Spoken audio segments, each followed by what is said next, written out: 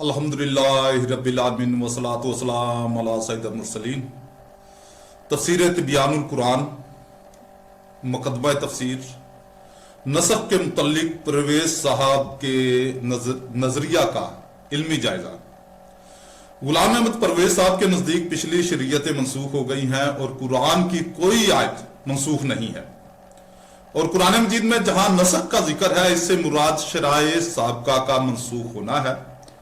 और कुरान मजीद में नस्ख की नफी पर उन्होंने ये दलील कायम की है। इसका मतलब यह बयान किया जाता है कि खुदा ने कुरान करीम में किसी बात का हुक्म दिया, इसके कुछ अरसा के बाद उसने सोचा कि इस हुक्म को मनसूख कर देना चाहिए, चुनांचे उसने एक और आयत नाजिल कर दी जिससे वो पहला हुक्म मनसूख हो गया। यह हुक्म इससे पहले हुक्म से बेहतर होता था। वाज़ेह रहे कि इस नई आयत में यह कहीं नहीं बताया जाता था कि इससे फलां आयत को मनसूख समझा जाए, इसलिए कुरान करीम में मनसूख आयात भी इसी तरह से मौजूद हैं और नासख आयात भी। अल्लाह रब्बुल इज़्ज़त ने इनके मुतल्लिक कहीं नहीं बताया कि फलां आयत मनसूख है फलां आयत से। यह तयन बाद में रवायात की रूह से या मुफस्सरीन के अपने ख्यालात की रूह से किया गया। चुनांचे इन आयात की तादाद हमेशा घटती बढ़ती रही, हत्ता कि शाह वलीउल्लाह के नजदीक इनकी तादाद सिर्फ 5 है। इसके बाद लिखते हैं, इस अकीदा की रूह से अब देखिए कि खुदा कुरान करीम और रसूलुल्लाह के मुतल्लिक किस किस्म का तसव्वुर पैदा होता है। खुदा का तसव्वुर इस किस्म का है कि वो आज एक हुक्म सादर करता है लेकिन बाद के हालात बता देते हैं कि वो हुक्म ठीक नहीं था, इसलिए वो कुरान करीम के इस हुक्म को मनसूख करके इसकी जगह दूसरा हुक्म दे देता है। काली ने नसख के नजदीक नसख की ये ताबीर हरगिज नहीं है जो परवेज साहब ने बयान की है, बल्कि नसख की ताबीर ये है कि अल्लाह रब्बुल इज़्ज़त ने जिन हालात में जो हुक्म पहले दिया था इन हालात में वही हुक्म बरहक और सही था, और जब हालात बदल गए तो अल्लाह रब्बुल इज़्ज़त ने हुक्म बदल दिया और बाद के हालात में वही हुक्म सही और बरहक है।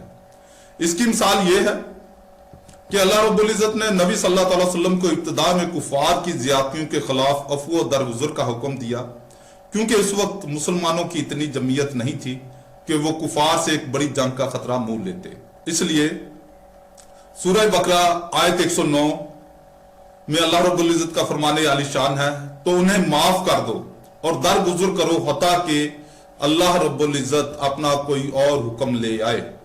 और जब मुसलमानों की जमीयत कवी हो गई तो सूरह तौबा आयत 5 में अल्लाह रब्बुल इज़्ज़त का फरमाने आलीशान है, तुम जहां कहीं भी मुशरिकीन को पाओ तो इनको कत्ल कर दो और इनका मुहासरा कर लो और इनकी ताक में हर घात की जगह बैठो।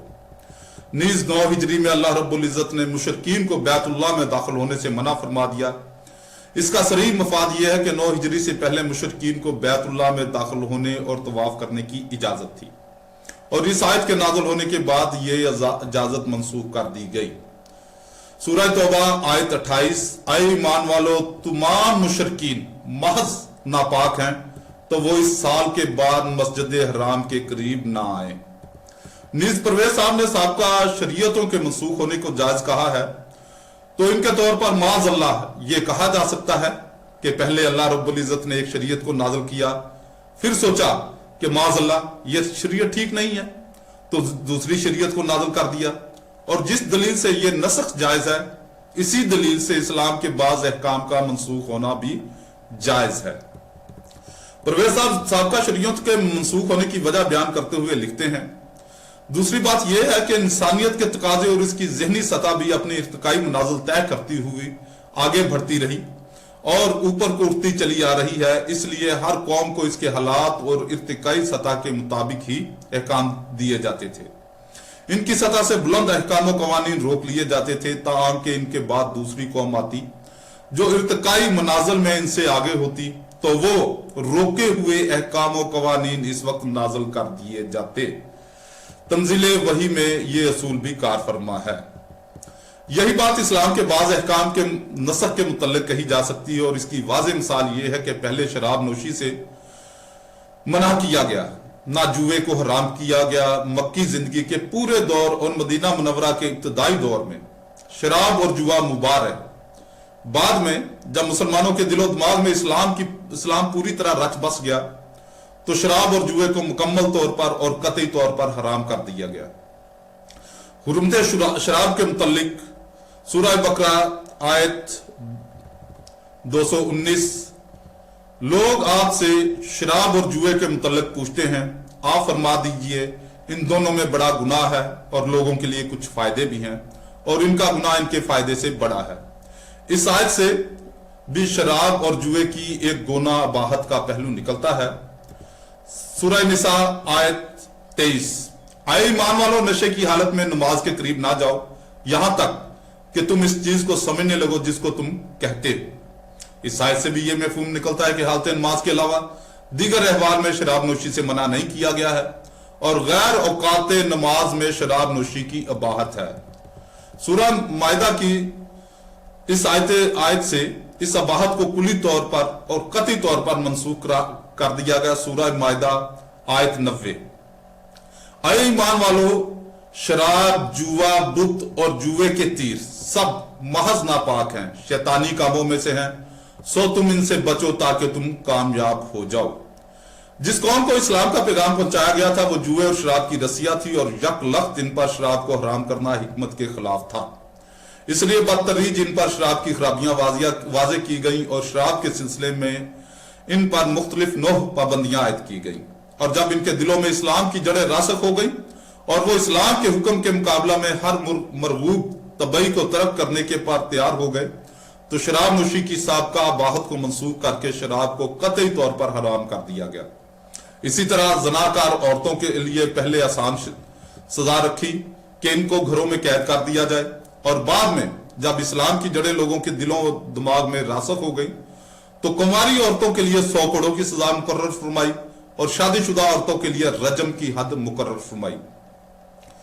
سورہ نساء آیت 15 میں اللہ رب العزت کا ارشاد مبارکہ ہے، اور تمہاری عورتوں میں سے جو بدکاری کریں تو ان کے خلاف اپنے 4 مردوں کی گواہی طلب کرو، پھر اگر وہ ان کے خلاف گواہی دے دے تو ان عورتوں کو گھروں میں اس وقت تک مقید رکھو کہ انہیں موت آ جائے، یا اللہ رب العزت ان کے لیے کوئی راہ پیدا فرما دے، کوئی اور حد مقرر فرما دے۔